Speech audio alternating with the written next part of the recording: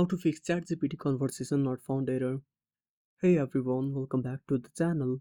If you are new here, don't forget to hit that subscribe button and turn on the notification bell to never miss an update.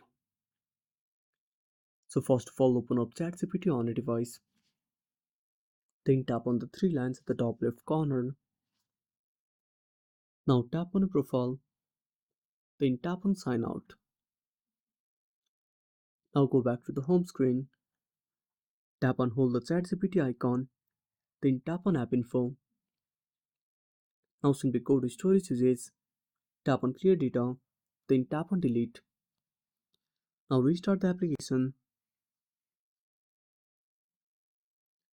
Then tap on continue. Tap on three lines. Then tap on login or sign up. Now simply log in into your account. I hope this will fix the issue. And that's it. Thanks for watching. Make sure to subscribe our channel and hit the bell icon. See you in the next video.